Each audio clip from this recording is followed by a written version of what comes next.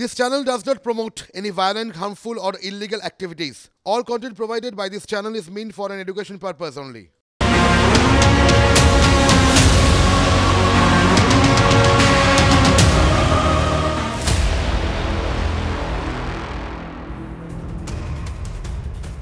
দেখছেন টিভি9 বাংলায় রয়েছে আমি শুভজিৎ মিত্র। আজকে 56 দিনের মাথায় অবশেষে গ্রেপ্তার সন্দেশখালীর বেতাজ বাদশা। খাঁচায় ঢুকলো সন্দেশখালীর বাঘ শেখ শাহজাহান। কিন্তু 56 দিন কেন? রাজ্যের শাসক দলের তরফ থেকে একটা যুক্তি দেওয়া হয়েছিল, এই আদালতের বাধ্যবাধকতার কথা বলা হয়েছিল। রোববার দিন, সোমবার দিন একজন বললেন শাসক দলের নেতা। আজকে পুলিশের তরফ থেকেও সাংবাদিক বৈঠক করে ওই একই দাবি করা হলো, আদালতের বাধ্যবাধকতা। কিন্তু গ্রামের মহিলারা বলছেন যে পুলিশের হেফাজতেই ছিল শাহজাহান, পুলিশই তাকে প্রোটেকশন দিয়ে রেখেছিল। নিশ্চয় মনে আছে আপনাদের, গ্রামের মহিলারা পুলিশের সামনে দাঁড়িয়ে বলেছিলেন যদি আপনারা না পারেন বলুন, আমরা গ্রেপ্তার করে নিচ্ছি। আজকেও তারা বলছেন সন্দেশখালীর বাচ্চারা জানতো যে শাহজাহান কোথায় ছিল, পুলিশ জানতো না, এটা হতে পারে না। এরপরে পুলিশ কি যুক্তি দেয়, নজর তো সেদিকে থাকবে। কিন্তু শাহজাহানকে গ্রেপ্তারের পরেও গ্রেপ্তারি ধরন নিয়ে প্রশ্ন অনেকেই করতে শুরু করে দিয়েছেন। শুভেন্দু অধিকারী একটু আগেই সাংবাদিকদের মুখোমুখি হয়েছিলেন, তিনি বলেছিলেন গ্রেপ্তারি ধরন নিয়ে, তিনি বললেন এটা তো মিউচুয়াল আন্ডারস্ট্যান্ডিং অ্যারেস্ট করা হচ্ছে, কেন হাত করা পড়ানো হয়নি, কেন পুলিশ ধরে নিয়ে যাচ্ছে না।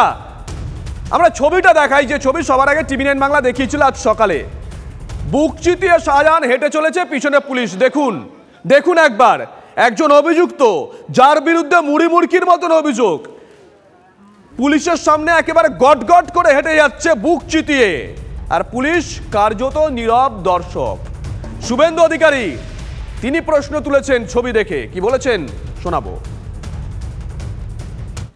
सीआईडी ममता बनर्जी का और दूसरे फ्रंटल ऑर्गेनाइजेशन है। सीआईडी का एडीजी राजशेखरन ममता बनर्जी और उनकी भतीजा की ओर से पूरा स्टेट में एक्सटॉर्शन का काम करता है। सीआईडी का पास से न्याय नहीं मिलेगा जितना टाइम तक सीबीआई एनआईए नहीं होगा, उतना टाइम तक जनता को न्याय नहीं मिलेगा। ये पिक्चर देख लीजिए, शाहजहान को पुलिस अरेस्ट किया ना, शाहजहान पुलिस को अरेस्ट किया। देखिए पिक्चर, इसको हाथ में हैंडकफ नहीं है, इसको हाथ नहीं पकड़ रहा है पुलिस लोग ने पीछे है। और शाहजहान से एक छोटा दाऊद किस तरीके से जा रहा है, पिक्चर देखिए।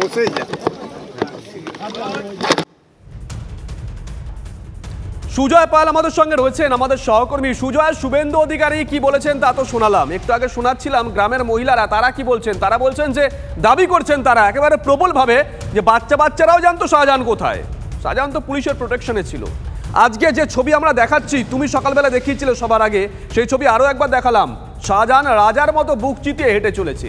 এই রকম বডি ল্যাঙ্গুয়েজ একজনের। সুজয়, পুলিশের বডি ল্যাঙ্গুয়েজ বা কি? বাম, বিজেপি, আইএসএফ নেতৃত্বকেও তো একই জায়গা থেকে গ্রেপ্তার করা হয়েছিল, তখন কি এই বডি ল্যাঙ্গুয়েজ ছিল পুলিশের?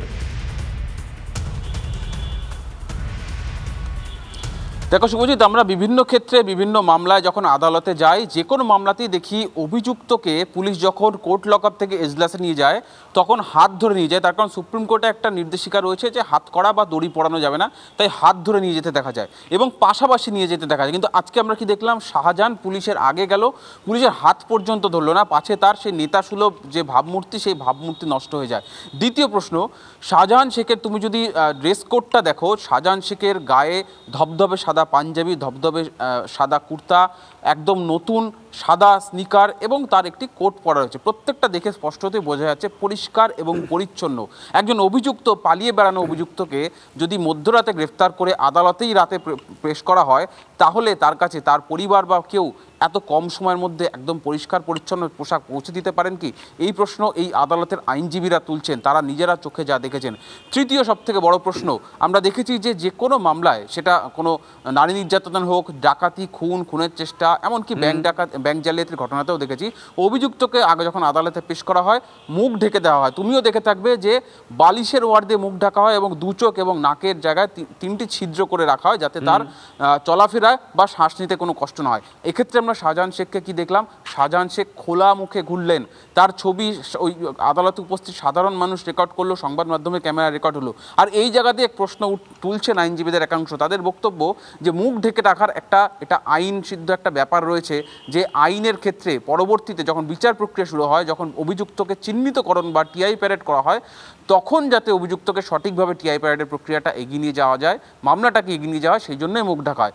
আর যদি মুখ না ডাকা হয় তাহলে তো অভিযুক্তই সুবিধা পেয়ে যাবে, এটাও আইনজীবীরা বলছেন। আমরা একাধিক আইনজীবীর সাথে কথা বলছি, তারা বলছেন যে যদি টিআই প্যারেডের আগেই অভিযুক্তের মুখ প্রকাশ্যে চলে আসে তাহলে তার আইনজীবীরা বা তারা বিচার পর্বের সময় তারা প্রশ্ন তুলবেন যে নতুন করে আর অভিযুক্ত চিহ্নিতকরণে কি প্রয়োজন আছে, এবং সেই প্রশ্ন তুললে কিন্তু আদালত বা বিচারক সুজয় আরেকটা প্রশ্ন, দিনের আলো ফোটার আগে হঠাৎ করে একজন অভিযুক্তকে পুলিশ কোর্টে কেন নিয়ে গেল, থানায় কেন নয়?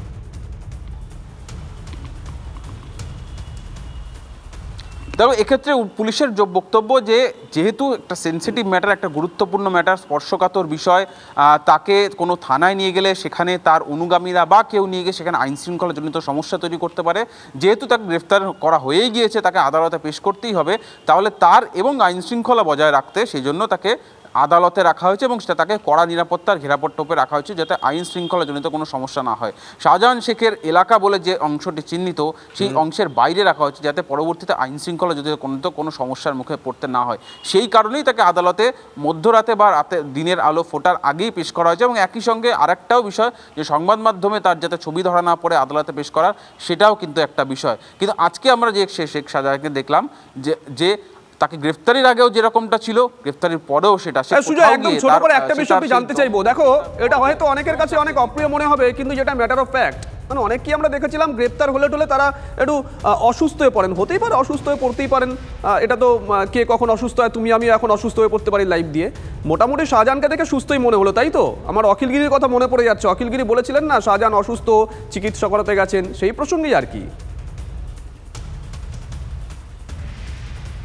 শুভজিৎ, তোমার এই প্রশ্নের প্রসঙ্গ টেনে বলি, শাহজাহান যে মন্ত্রীর ঘনিষ্ঠ বলে অভিযোগ বা পরিচিত, সেই জ্যোতিপ্রিয় মল্লিককে যখন গ্রেফতারের পর প্রথম দিন আদালতে নিয়ে যাওয়া হয়েছিল, আদালতের ভেতরেই তিনি লুটিয়ে পড়েছিলেন, বমি করে ফেলেছিলেন, অসুস্থ হয়ে গিয়েছিলেন। তার চেহারার মধ্যে কিন্তু সেই ভাবটা ছিল যে তিনি কোথাও একটা অস্বস্তি বোধ করছেন তার গ্রেফতারিতে, তার কোথাও একটা সেই সমস্যা তার চেহারার মাধ্যমে, তার শরীরের মাধ্যমে সেটা সেই অভিব্যক্তিতে প্রকাশ পাচ্ছিল। কিন্তু শাহজাহান শেখের ক্ষেত্রে কিন্তু আমরা দেখলাম তার 1 ইঞ্চি 1 কণা মাত্র তার মধ্যে নেই। গ্রেফতারির আগে যে নেতা শাহজাহান, তার চেহারা যেরকম তার মানুষ, তার ঘনিষ্ঠ বা তার অনুগামীরা দেখেছেন, গ্রেফতারির পরেও একই রকমভাবে দেখলেন। ফলে গ্রেফতারির পর তার নেতা সুলভ ভাবমূর্তি বজায় রাখার চেষ্টা করেছেন শাহজাহান। আর সেক্ষেত্রে কি পুলিশ তাকে কোনো রকম সহযোগিতা করেছে, সেই প্রশ্ন কিন্তু ইতিমধ্যে বিরোধীরাও করছে, নজর থাকবে সুজয়, নজর থাকবে আমাদের, নজর রাখো। মোহাম্মদ সেলিম তিনি এই প্রসঙ্গে মুখ খুলেছেন, কি বলেছেন শোনাই একবার। আর এখনও গ্রেপ্তারিটা তো দেখানো, এটা তো পুলিশের গেস্ট হাউসেই ছিল, সরকারি ব্যবস্থাপনাই ছিল, শুধু এখন মানুষকে আবার ধোকা দেওয়ার জন্য নিরাপদ সর্দারকে ঠেলে ঠুলে ধাক্কা দিয়ে তুলেছে। তোমরা জানো, তোমাদের ছবিতে আছে, ভিডিওতে আছে, যাকে মিথ্যা মামলা করেছে, যে মানুষকে নিরাপত্তা দেবে, মানুষকে নিরাপদে রাখবে। আর যে শাহজাহানের বিরুদ্ধে মানুষ এত ক্ষোভ উগড়ে যাচ্ছে, তাকে পুলিশ বঙ্গরত্ন সম্মান দেওয়ার জন্য মতো করে নিয়ে চলে গেছে।